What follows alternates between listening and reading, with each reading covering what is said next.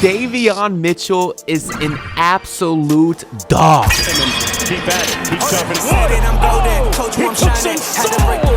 Now, I'm going to tell you everything you need to know about Davion Mitchell in just 2 words.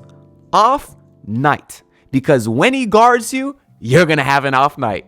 And if y'all didn't know, that was the nickname that was given to Davion Mitchell in college. One of the hardest nicknames of all time, in my opinion.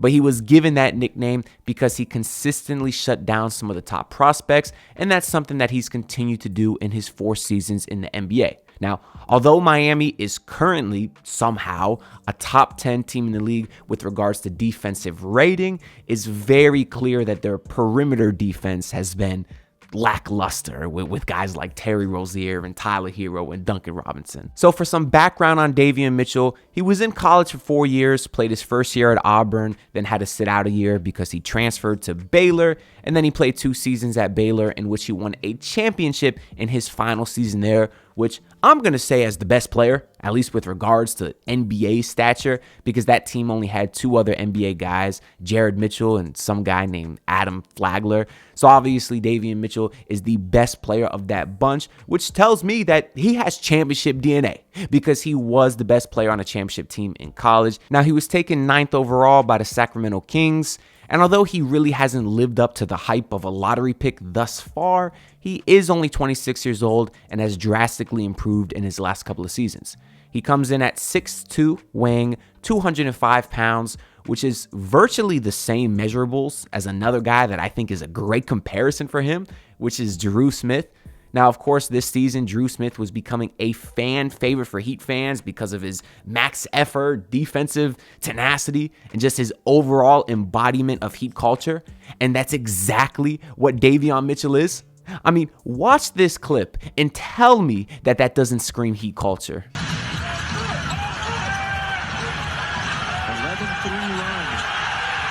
They're looking to take it away, and they do. Now, I know what you may be thinking, Heat fans. That was just a clip of Davion Mitchell locking down Kendrick Nunn, who was good with Miami until the 2020 finals where he sucked and he was pretty bad after that. But what if I told you that Davion Mitchell was also locking down maybe the greatest point guard in NBA history? We know how Steph Curry is so shifty with the ball. He's very quick and able to get to his spot so easily. But look how Davion Mitchell is able to stay in front of him and get a hand on the ball to disrupt Curry as he goes up with the shot. And then even on this clip, Steph Curry hits the step back because he is Steph Curry. But you can see as Curry drives, Davion Mitchell is literally sliding backwards. All his momentum is towards the hoop, but then he's somehow able to recover as Steph Curry steps back to the 3-point line to contest the shot. It looks like Davion even gets some fingertips on the ball, which is just a highly underrated defensive play that's extremely difficult. But Davion Mitchell makes it look very easy. And we know how Eric Spoelstra loves to play a switch everything defense, which Davion Mitchell is elite at.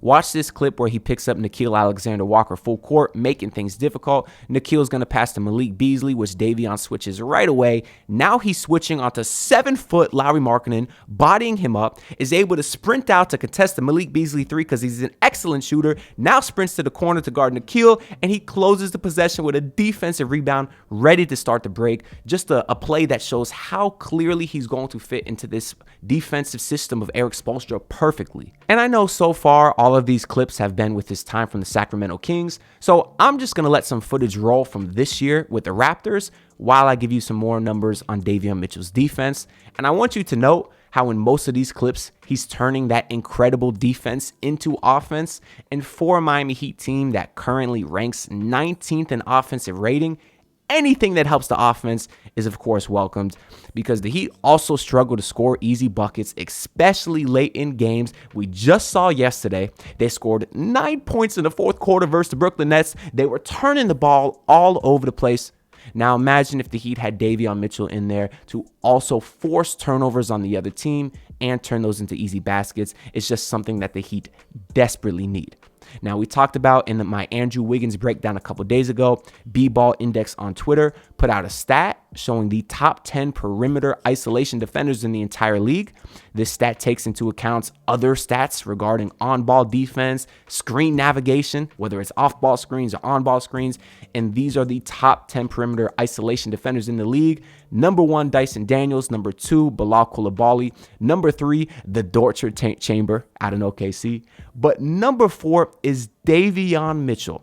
So the 4th best point of attack defender in the entire league being added to this Heat team is something that they desperately need. And then, of course, you see Andrew Wiggins over there at number 8. Now, in the Eastern Conference, there's a lot of really good guards, some of them which have cooked us many times. We may be seeing them in the playoffs, but look how Davion Mitchell has matched up against them this season. Trae Young, 4 of 13 when guarded by Davion Mitchell. DeMar DeRozan, 2 of 6. De'Aaron Fox, 3 of 9. LaMelo Ball, 2 points, 1 of 7 shooting.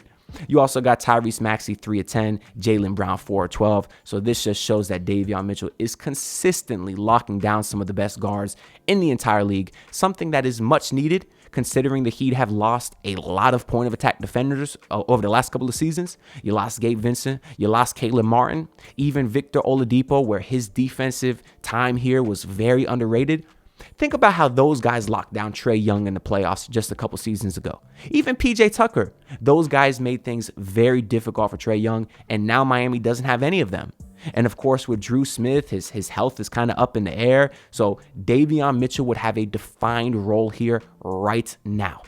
Outside of him, you got Bam Adebayo. Of course, he is elite on the perimeter, but he is asked to do so much on the defensive end. Of course, now with Khalil Ware, we have seen that's allowed Bam to go on the perimeter a little bit more, but he still needs help.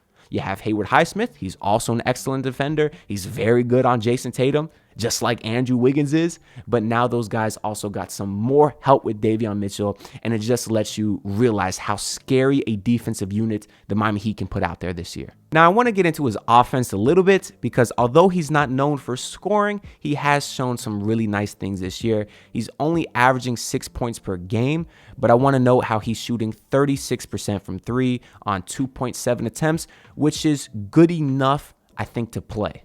In today's NBA, you can't really play a guy like Tony Allen anymore, who is exceptional on the defensive end, but he shot like 12% from 3. You have to at least be a reliable shooter from the outside to keep the defense honest, and that's what Davion Mitchell has been able to do this year. He also shot 36% from 3 last year, so I don't think this year is a fluke or anything like that. You could see in his first couple of seasons, he was hovering around 32%, so it's very clear that he's worked on his game and drastically improved in that area. And I also want to note that although he's only playing 24 minutes a night, he still averaged almost 5 assists. So that shows me that he can move the ball a little bit. I'm not saying that he's the elite facilitator that the Heat have needed for years. He's certainly not that. The Heat still need a true point guard. But he's not a guy who the ball's going to stick when it gets in his hand, and I will think he will be able to find the other offensive players on this team, whether he's playing alongside Duncan Robinson or Tyler Hero, or he'll be able to find Bam on the pick and roll or Khalil Ware cutting back door. Now, as far as his contract, he is on the last year of his deal, only making $6.5 million, which does concern me because the Heat basically gave up 2 second-round picks to get him because we traded a second-round pick to get PJ Tucker, and then traded PJ Tucker and a second-round pick to get Davion Mitchell. So if Mitchell was to walk in the offseason, we'd be losing 2 more picks for nothing, and that hurts a Heat team that already doesn't have a lot of assets.